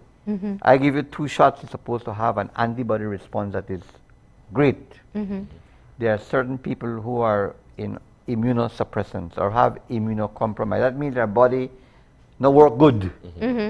And so their antibody response is not high, Yeah. those people, I think upfront you can say they may need that third shot to give you another booster in antibody production. But I would think apart from that special selected population for the moment, for Belize, we do about 1 and 2. Yeah. And I know you keep up with regional news as well. I mean, the people, counterparts right here in the Caribbean, that people can't get access to vaccinations. Trinidad. Rough. Yeah. We have been blessed, Marlene, in that we have been, just as how the vaccine just about to finish, the next 100,000 come. And, you know, it's working good, you know. And also some of the, like Jamaica, right now, I think they have so much vaccine that have been given to them. But when they give you vaccine, they give you one with the 1 month, 2 month expiration because they expire. Yeah. They don't give you out of, I would say, goodwill. Then they give you because if they don't use it, they throw it away. Yeah. And so when we get for 1 month, 2 months, and for us with a small population, I mean, we're 420,000. I think it's said now it's 130,000. Because remember we said 425 last year. More people the ban, you know. So we have about 7,000 deliveries per year in the country of Belize. So that 420,000 last year, 427,000 by now, you know. Yeah. Plus immigration. So we're a blessed country that we don't have as much people. So whatever they give, we has been helping us. There are certain countries, you're right, Jamaica and Trinidad, where people are waiting people for are vaccines. waiting. Yeah. I think they had a fiasco in Trinidad when the Prime Minister said, come for no vaccine Yeah. to the elderly. There and was they like a line up, stampede in and they only the had about 10 hospitals, yeah? vaccines, they done. Yeah. And it was social problems, you know. Absolutely. How would you gauge, and this is just our random or vague assessment of where we are thus far in the overall rollout? We began with the first shipment, which was issued out several months ago, to where we are. How would you assess that? I think the program is going good. I think it's going according to the plan of what the government can give. It's about 2,000 vaccines per day. It's just a matter of time, basically. It's just a matter of time. And I think that everything has been coming into place. You know, like we're having more vaccines that are being, remember we only got about 50% from COVAX. Yeah. 3 shipments of 33,800. We have another 100,000 coming. So it looks good. It looks good. Yeah. So let me just get back to Dr. Wright. I know you have to go. Yeah, You said you yes. had your shift to start. Yeah. We apologize for the delay. But Dr. Wright, looking at the recommendations, so there has been the execution of one, which was the face-to-face, the delay in face-to-face school. Let's talk about some of the other immediate actions that the BMDA feel will help to get the current wave under control. I mean, as Dr. Koyi said, you don't always get all your recommendations taken into account, but there are some that will probably be more helpful. So I believe at this point, the next step should be to discontinue the indoor dinings and the bars and casinos because, like Dr. Koyi rightly said, it's enclosed environments where people are sitting close to each other. You go there to socialize. Most people go to restaurants. If you need food from a restaurant because you can't cook, you can take out. Or you can go if they have a deck that they can sit on. But most of the time, these places are areas that people go and socialize. And so this is what we want to discontinue at this time. We need to practice social distancing, and these are not these are not ways that we can continue if we are having indoor dining with AC buildings or having the clubs open and the bars open. That's going to happen. So I think that should be the next step. But again, these are just recommendations. The government would have to have the final say. Of course. And being in the South, you'll understand the challenges with public transportation more than others. That's also part of your recommendation. Exactly. And it's, yes. And I believe after, the funny thing is because the Friday before the outbreak was on the bus line down south in PG, I had just spoken to the Minister of Transportation in a vaccination campaign fair. And I asked, I said, you need to have stricter surveillance. But then they had the breakout, and I think I can see from down here that they're being stricter now, but I cannot say the same for other parts of the country. So that's something that they need to do, and the police needs to do their part also in implementing this. I've been in Spanish Lookout on Friday, and to my surprise, there are a lot of people in the stores not wearing their face masks, and I got in there, didn't want to come out, but it was, I saw Chester Williams talking about this a week ago, and nothing much has changed. So these are some of the things the healthcare professionals are pushing. We're doing our part, but we need everybody who are involved or who can fight this come on board and do their part as well. Yeah. All right. And Dr. Koyi, of course, I'd love to hear more about the advisory role of the medical team that works with government. And just, do you feel, you said that not all your recommendations are executed at the time that you want it to be. But one of the things that has been communicated is that the plan moving forward is based on science first. Do you still feel like that's the case? Yes, I think for majority of cases, yeah. What are some of the things? So Dr. Wright said she thinks closing the indoor dining is the most important. For you, is it the same? Well, I don't think you can have one. As I mentioned, you have to look at high-risk places. I mentioned the mask, the ventilation, the quantity of time you spend there. And so places that are high-risk where you don't get the bars you mentioned, you know, no mask, you're close to each other, it's AC, it don't make sense. It's high risk. You know, so you can look at all of these places where there are high-risk behaviors. Those are the ones that should be closed down. It's not a matter of going into details, but you can figure it out. And, you know, we want to stop this transmission. Let's bring it down back to the 1%. Then we do whatever we have to do, open the schools, and then, you know. But for now, you are seeing, you don't have a crystal ball, you know, but you could see if it go from 1 to 5 to 7, you reach 10. And when you reach 10, now the hospital is going to be full. At some point, the doctors can't attend to them, so the patients will begin to die, and then it's going to be a calamity. And you can't reverse and say, well, I changed my mind now and lock down today, because it's going to take another weeks for it to go back again. Well, and that's the thing I think that's also critical, that there is a epidemiological curve. So it's when you peak, you don't come directly down. It has to get worse before it gets better. Yep.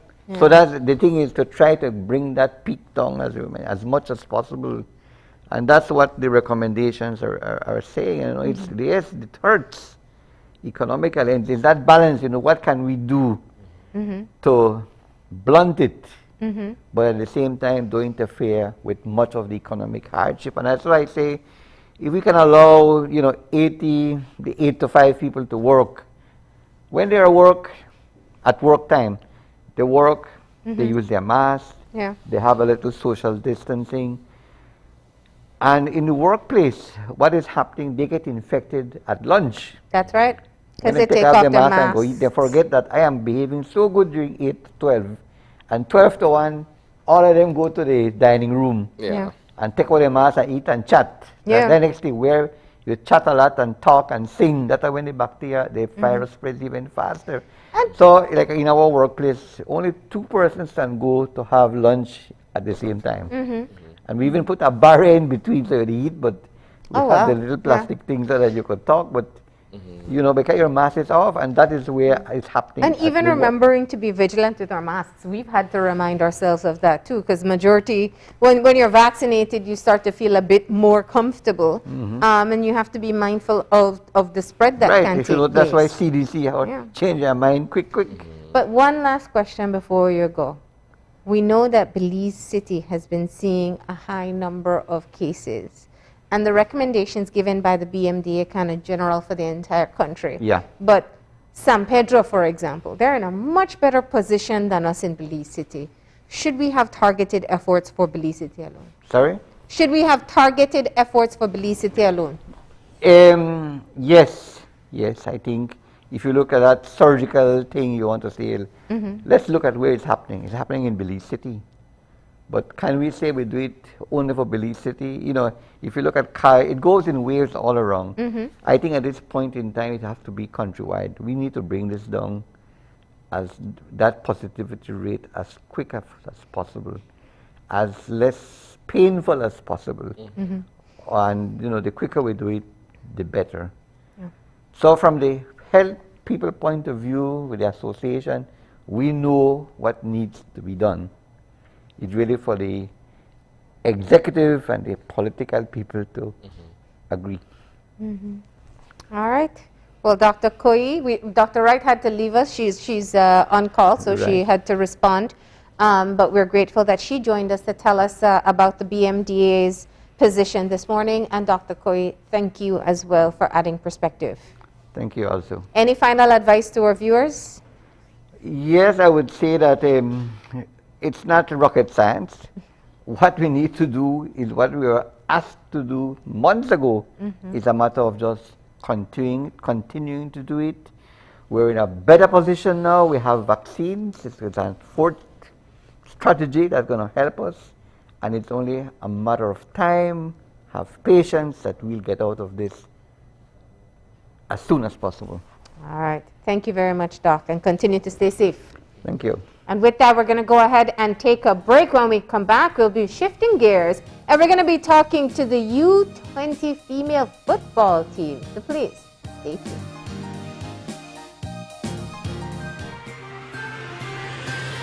This COVID update was brought to you by Fulltech Systems, your technology center, where you'll come for the price, but stay for the service.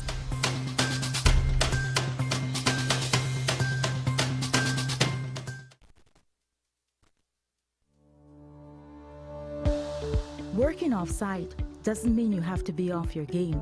Studies have shown that simply adding a keyboard and mouse to your laptop increases productivity by 26%. Add a monitor and you'll be 35% more productive. At Fulltech Systems, we have what you need to enhance your remote work or e-learning experience. With devices such as headsets, video conferencing monitors, webcams, keyboards, mice, docking stations, all with the brands you trust. Keep connected with collaboration tools like Microsoft 365 Suite and Kaspersky and perform efficiently no matter where you are. Fulltech Systems, your technology center, where you'll come for the price, but stay for the service.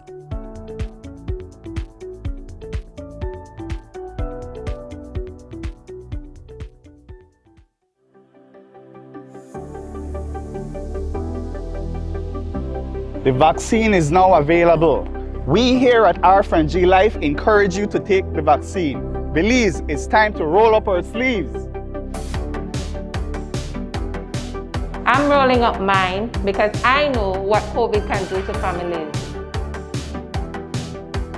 Because I want to go back to the way things were. I'm rolling up mine so that I'm able to do music again. Because I want to protect my family. Things are slowly getting back to normal. The new normal, which includes getting vaccinated. Trust the facts. When your turn comes, take the opportunity to get vaccinated. Roll up or believe.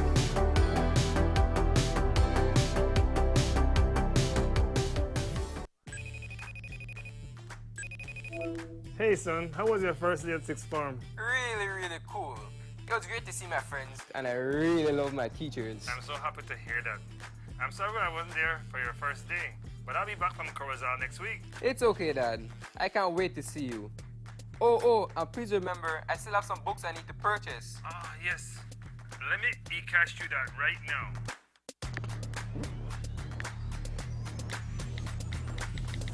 Money has been sent. I add a little extra cash just for you. Whoa, Dad.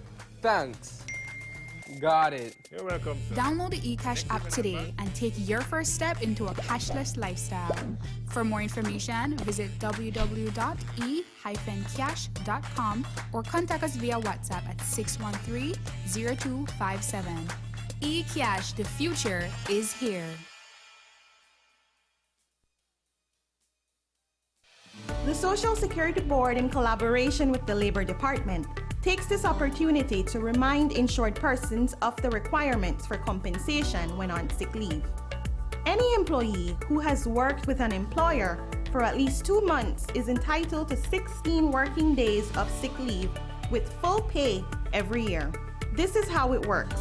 Upon approval of a sickness or injury benefit claim by SSB, 80% of the employee's weekly insurable earnings is paid as a Social Security benefit, and the difference in the employee's salary is paid by the employer. This is to ensure that the employee does not suffer any loss of wages when ill. After 16 days, compensation for sick leave is paid as a Social Security benefit only. Some conditions apply. This message is brought to you by the Social Security Board and the Labor Department. Social Security Board, safeguarding you, your family, your future. Smart continues to expand its internet coverage countrywide to help you live a smarter life.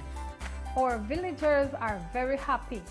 They are pleased to know that Smart went the extra mile to put a tower in our village so that our villagers can get live stream on their TVs and they can get their kids doing their online classes. I want to say to Smart, thank you for making it possible for us to get internet in Gardenia Village. We really do appreciate it. Smart continues to take the internet and mobile services to communities across Belize. Now save even more when you bundle your Smart broadband with Smart mobile services. Smart, bringing people together.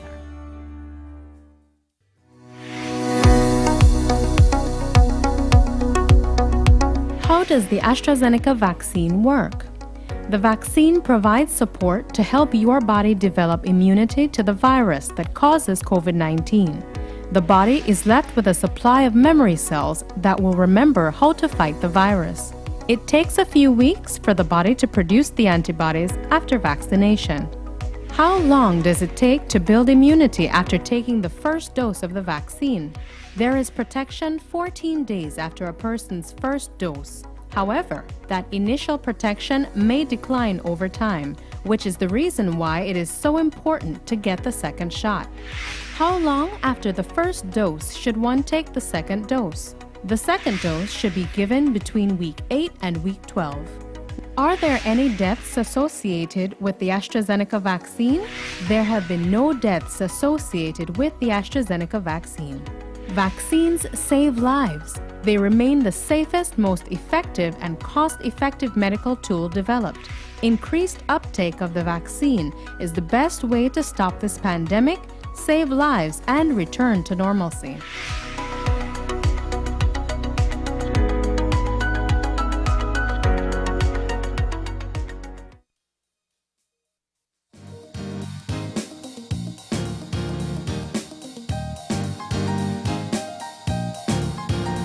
And we're back. We are back, and we are joined by 3 women who are all a part of the under 20 football selection, including a coach. We have with us Iris Centeno. She's the assistant coach for the FFB U20. Good morning. Good morning. We also have Janivi Quiros and Janelle Nunes joining us by Zoom. Good morning, ladies. Good morning. You guys are going to be participating in the upcoming CONCACAF tournament in Curaçao. Talk to us, first of all, about the preparations and where you guys are as a team as you get ready for this match, or these matches. Good morning, everyone. My name is Iris Centeno.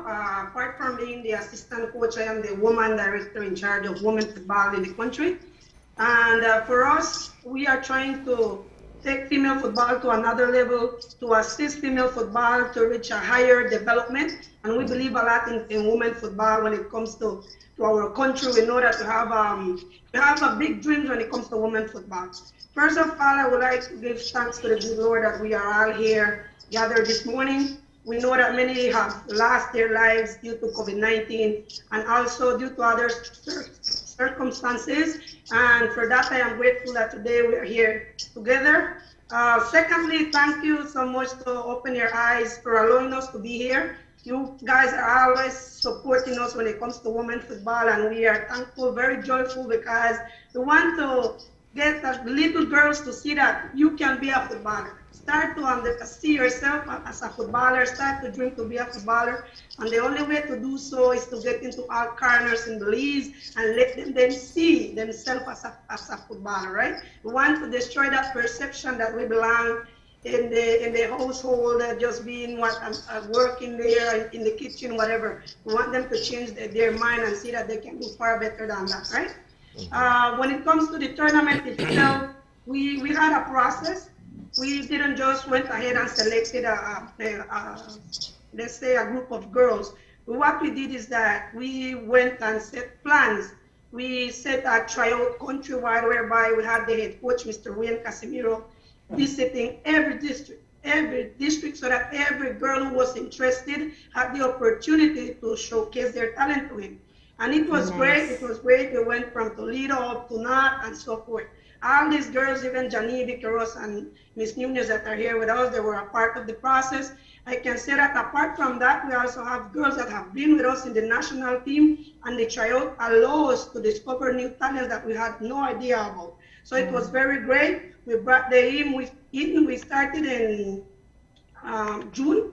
The trial started in June. Then we brought them into camp, and we have been preparing since then. That is so, I love the idea of recruiting talent from across the country and taking it so seriously, the composition of the national team. So let's hear from Genevieve and Janelle about why you decided to try out and how it feels to be a part of the team. Genevieve? Well, it's like everyone says, it's an honor to be a part of the national team. I decided to go and try out because it's one way of me contributing to my country. It's also a pathway for me to tell young females that you guys should display your talent. You guys have what it takes, and you never should give up on your dreams. I, for one, my dream is to somehow go out there, develop female football, just like Miss Iris herself has been trying to do over the years. And you shouldn't let a dream die at one person. You should carry it on. And it's just one way in bringing out and telling young females that you should go for what you want. And so I went out, try out, and hope for the best that I would be chosen. And now that I'm there, I'm more than proud of myself. But I know that the competition isn't done. I need to push further and also give my all in whatever I do. So where are you from, and were you playing competitively when you went to try out? I am from the Kaya district, San Ignacio specifically. Okay. Due to COVID, I believe nowhere has been playing football. So we're just at home, relaxing, I guess, trying to do our little work when we can, besides school. And so, no, we haven't been playing football. So when we went to try out, it was like a whole new start again to get into that football feeling. What was that? Describe that a little bit more for us in terms of getting yourself in shape and getting in that mental space where you're prepared to play football once again.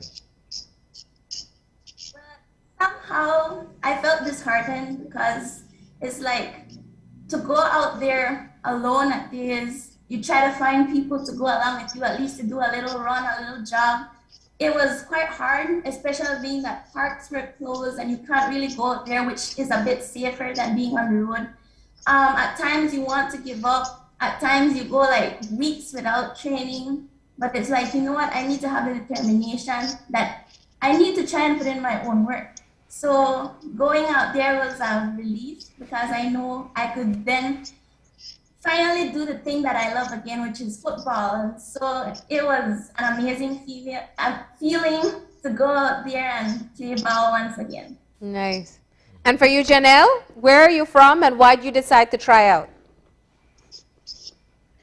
Well, guys, I am from Dambriga and I decided to try out because football is my passion. I love football. For me, football helps me to balance my mental and physical fitness.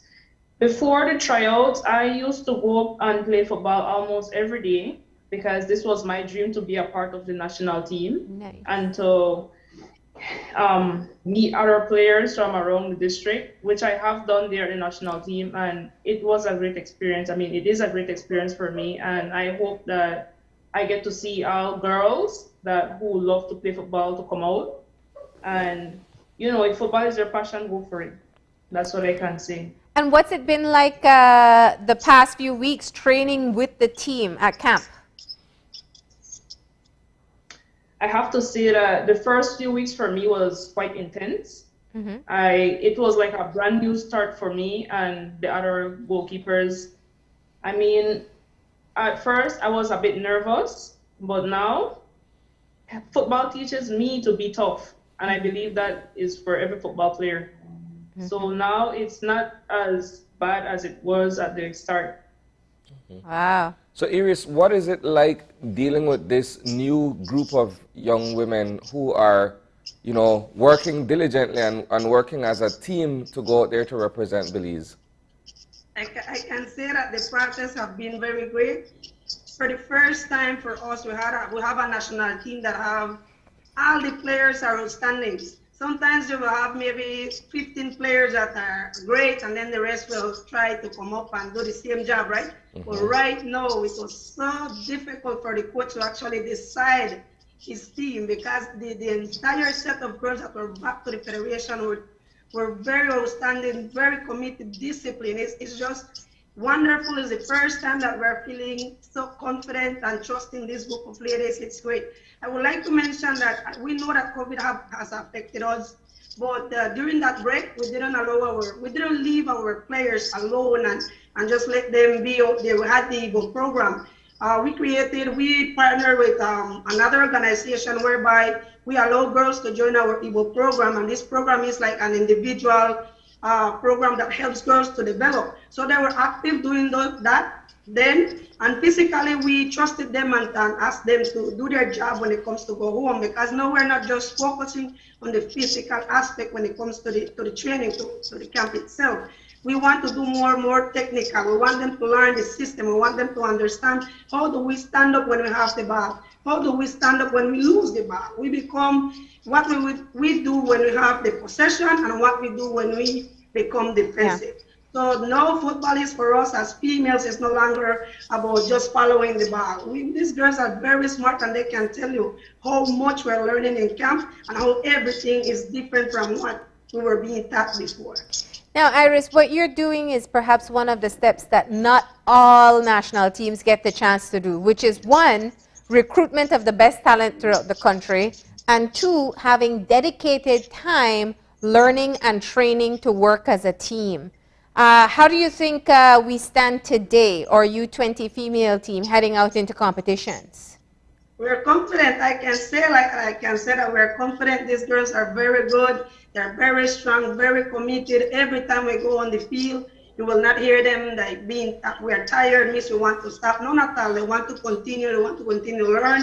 Whenever you let them know there is a mistake, you won't see attitude. You will not see a reaction like, miss, you're wrong or something. They will always listen and be open to whatever we're teaching, and this is great. So the entire team, the 20 players that will be traveling, are very outstanding. We can make a change, and we know that the person that is on the bench will go in there and do this a better or the same job as the person that was in the first 11. Nice. And girls, how are you feeling about heading into the competition? Very confident? I could say that because honestly, this team, we have a togetherness bond. We're like one family. Mm-hmm. We all just boost each other, we uplift one another, and it's all a great feeling in terms of how we perform on the field. It also carries on back right into the dorms, where we are very much confident with one another and believe in one another. We're one unit. Mm-hmm. Janelle? Danive is right. Miss, I feel the same way, Miss. Everything is going okay. I mean, the confidence level is high, and we all have trust in one another when we come to play ball on the field. I mean, it's great. What's different about this team than other teams that you've played with before, Janelle? Mom, I can say that when I used to play with my district, you know, the tension sometimes would have been high. And whenever we would lose the ball, there would be a lot of arguing. But now on the national team, I can say there isn't much of that. And we always try to work harder. Like Miss Iris said, when we lose the ball, we defend. When we have the ball, we have great possession of the ball, and we try to push forward. What about you, Genevieve?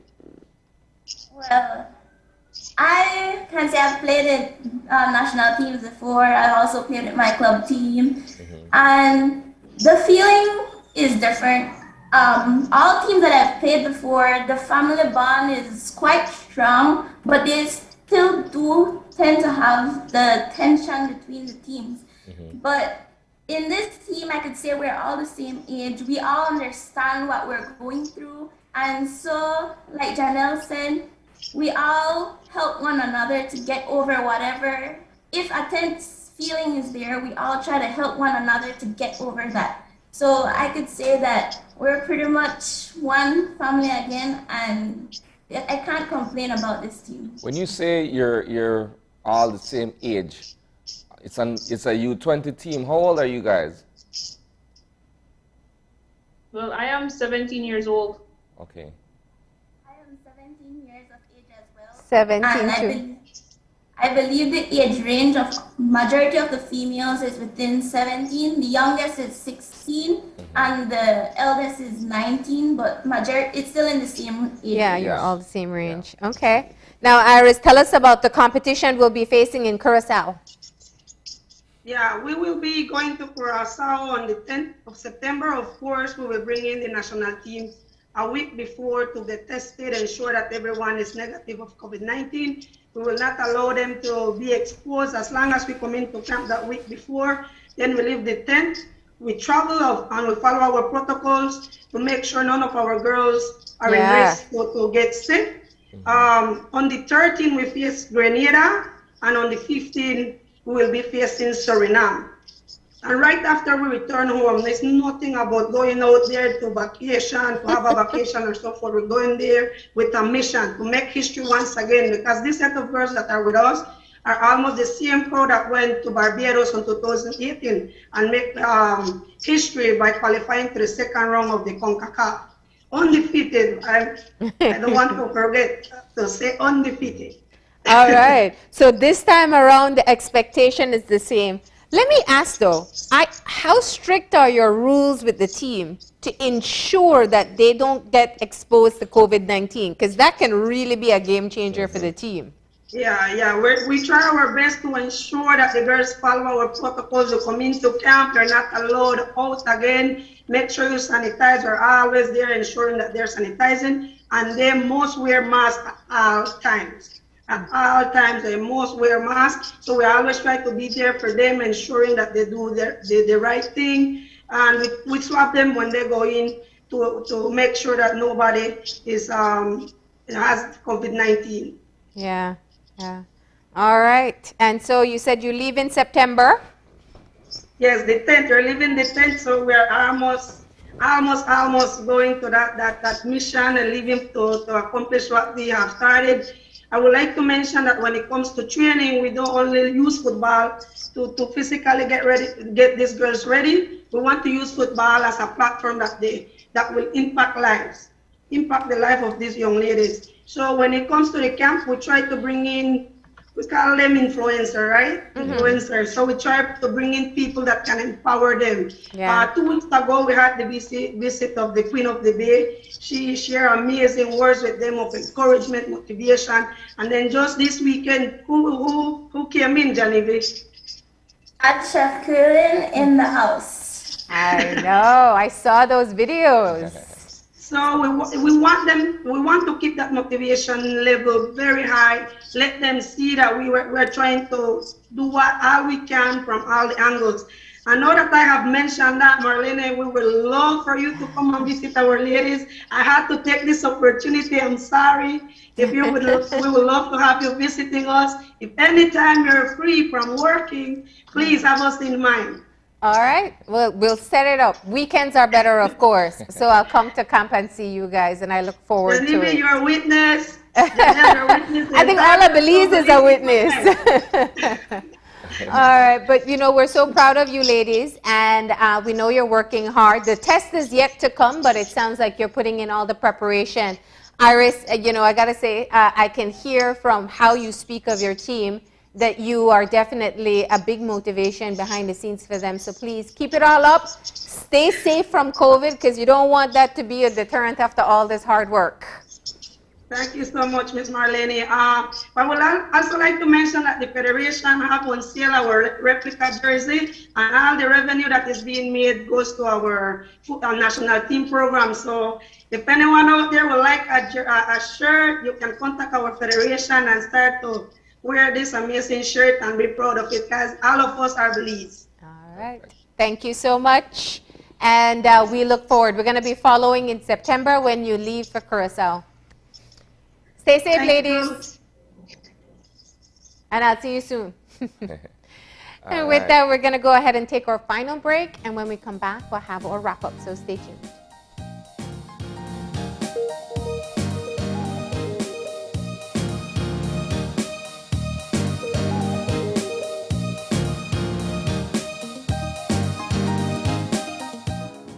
Imagine going through your entire day without the burden and risk of carrying cash on you. Belize's shift to digital wallets has begun with eCash. We can now skip the cash when collecting money or paying for our essentials, all while using a fast, easy, and secure platform. Simply add funds to your wallet via bank transfer or at an agent, and you're good to go. You will be able to make quick, easy payments simply by scanning QR codes. And best of all, it all happens just like that. Payments are as easy as clicking a link online or scanning a QR code. Download the eCash app from the Google Play and Apple App Store today and take your first step into a cashless lifestyle. The future is here with eCash. For more information, visit www.e-cash.com or contact us via WhatsApp at 613-0257 to find out more.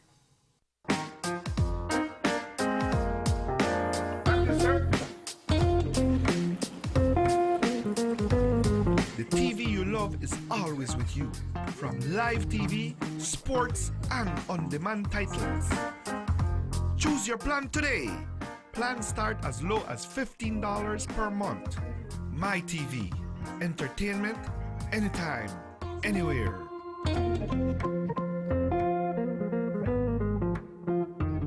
Es un hecho. Únicamente con Smart obtienes todo realmente ilimitado. Solo con Smart obtienes datos ilimitados en cualquier momento. Mientras que con el otro proveedor solo son datos dobles los fines de semana. Con datos ilimitados todos los días no hay necesidad de esperar, así que es un hecho que nuestros planes ilimitados superan a la competencia. Por lo tanto, no permita que le digan cómo y cuándo usar sus datos y obtenga llamadas, mensajes de texto y datos ilimitados. Vive la verdadera experiencia de planes ilimitados con Smart. Es un hecho. Haga el cambio y viva Smart.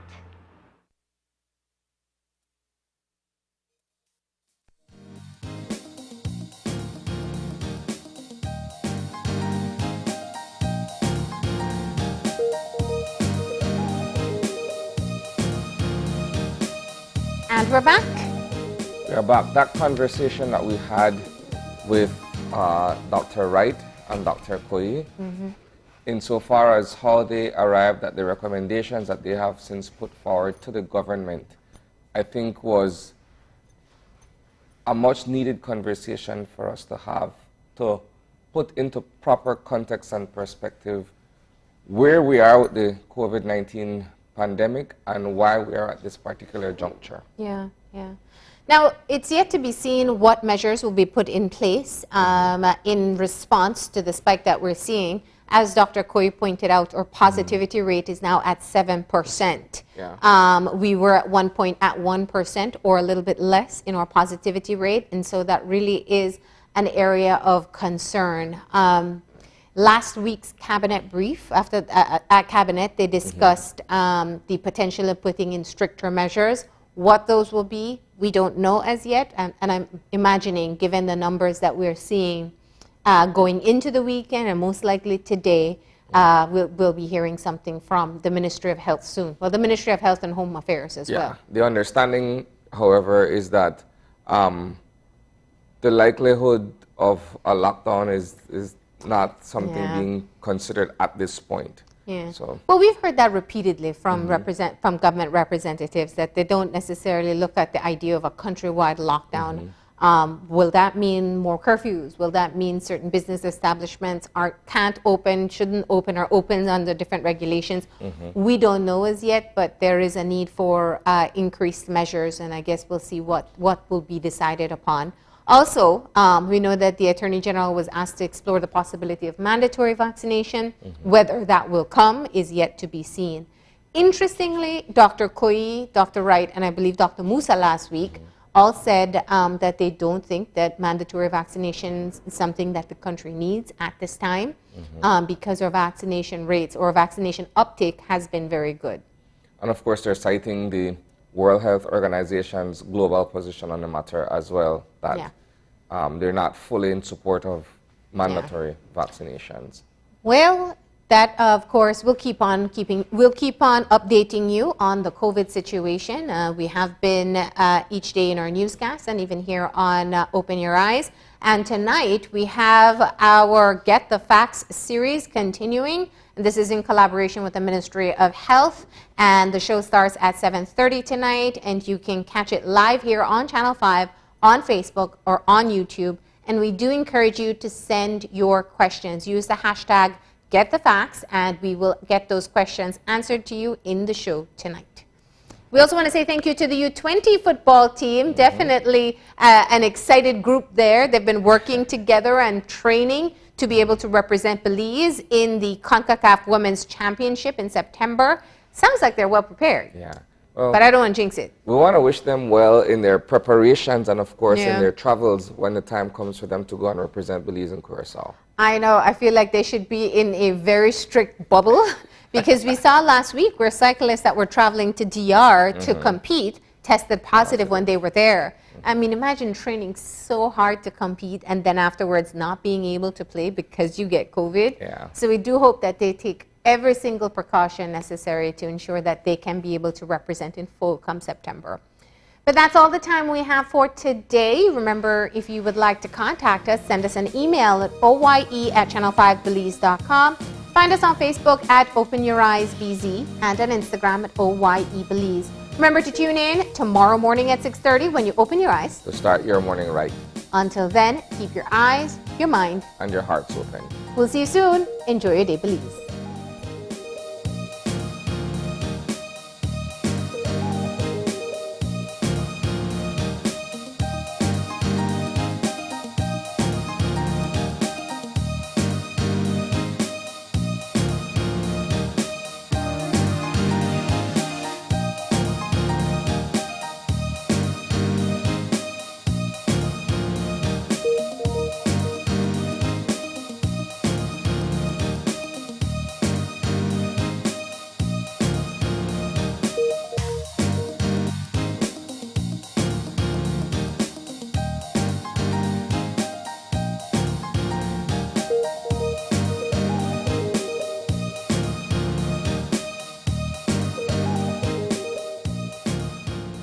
Open Your Eyes was brought to you by the Belize Bank. Our country, your bank.